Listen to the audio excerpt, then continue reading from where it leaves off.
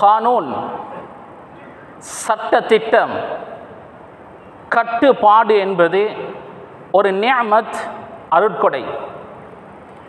எந்த சமூகத்தில் சட்டத்திட்டம் இல்லையோ, கட்டுப்பாடு இல்லையோ, அந்த சமூகம் சீர்பெறாது, அழிந்து நாசமாக போகும். அது மார்க்க ரீதியான கட்டுப்பாடாக இருக்கலாம், அல்லது நாட்டினுடைய சட்டத்திட்டமாக இருக்கலாம். கட்டுப்பாடு இல்லாத சமூகம் சீராகாது. கட்டுப்பாடுகள் என்று சொல்லும் போது இரண்டு வகையாக பிரிக்கலாம். முதல் வகை கொள்கை, அகீதா. இரண்டாவது செயற்பாடு, சட்டத்திட்டங்கள். நபி ஆதம் அலைஹிஸ்ஸலாம் அவர்கள் தொடக்கம் இறுதி தூதர் முஹம்மது ஸல்லல்லாஹு அலைஹி வஸல்லம் அவர்கள் வரை அனைத்து ரசூல்மார்களும் நபிமார்களும் அவர்களுடைய சமுதாயத்தினர்களும் ஒரு கொள்கையில் தான் இருந்தார்கள். அகீதா ஒன்று, அல்லாஹ்வை தவிர வேறு யாருக்கும் தலை வணங்கக்கூடாது. அவனது தூதர்கள், அவனது வேதங்கள், மர்மையை பற்றிய நம்பிக்கை, கதா கதிரை பற்றிய நம்பிக்கை, இது அகீதா, கொள்கை.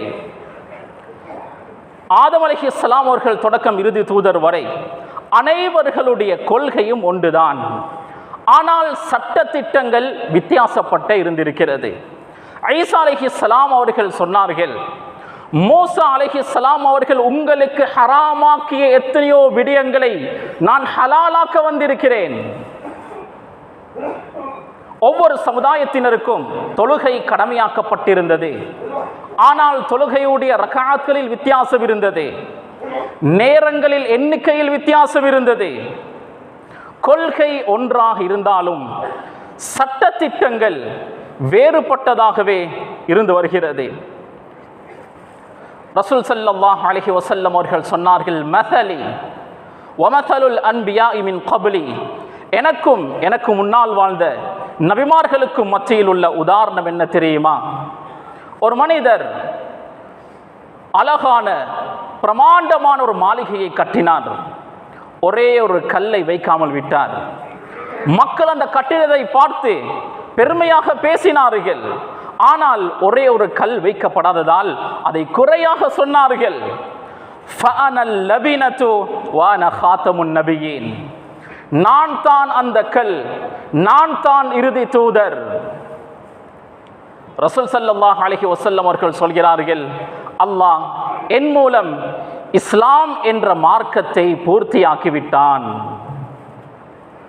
ஆதம் அலைஹிஸ்ஸலாம் அவர்கள் தொடக்கம் இறுதி தூதர் முஹம்மது ஸல்லல்லாஹு அலைஹி வஸல்லம் அவர்கள் வரை அனைவர்களும் பின்பற்றிய மார்க்கம் ஒரே மார்க்கம், இஸ்லாம்.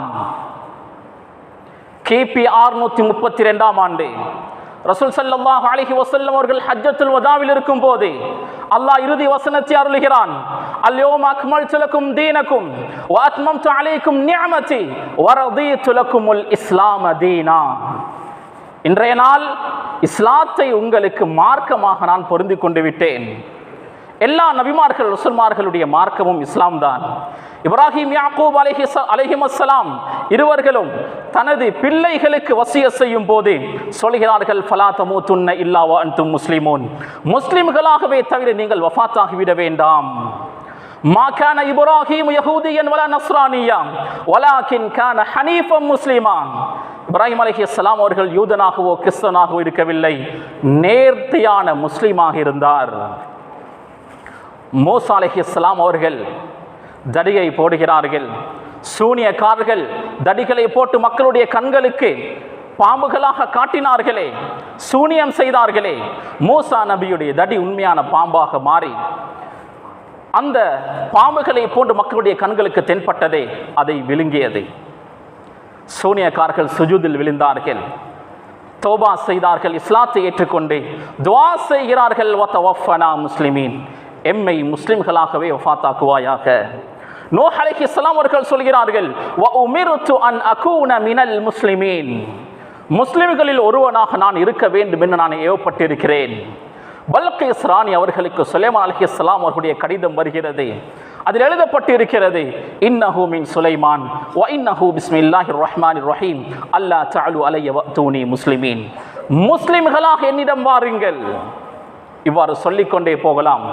எல்லா ரசூல்மார்களும் நபிமார்களுடைய மார்க்கம் இஸ்லாம். இஸ்லாம் மட்டும்தான்.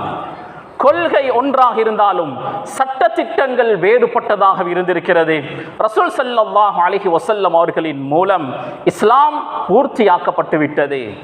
இதற்கு பின்னர் எவராலும் எந்த காலத்திலும் இஸ்லாத்தில் எந்த ஒரு மாற்றத்தையும் ஏற்படுத்த முடியாது, கூடுதல் குறைவுகளை ஏற்படுத்த முடியாது. இஸ்லாம் பூர்த்தியான ஒரு மார்க்கம். பைத்துல் ஹலாவுக்கு சென்றால் எவ்வாறு சுத்தம் செய்ய வேண்டும், உமிழ் நீரை எப்படி துப்ப வேண்டும், எந்த திசைக்கு துப்ப வேண்டும், இதை கூட இஸ்லாம் சொல்லி தருகிறது. அப்படி இருக்கும் போது இஸ்லாத்தினுடைய அடிப்படை சட்டங்களை பற்றி எவ்வளவு விரிவாக எங்களுக்கு சொல்லித்தரும். எவ்வாறு தொழ வேண்டும், ஜகாத் கொடுக்க வேண்டும், ஹஜ் செய்ய வேண்டும், இஸ்லாம் மிக தெளிவாக சொல்லி தருகிறது.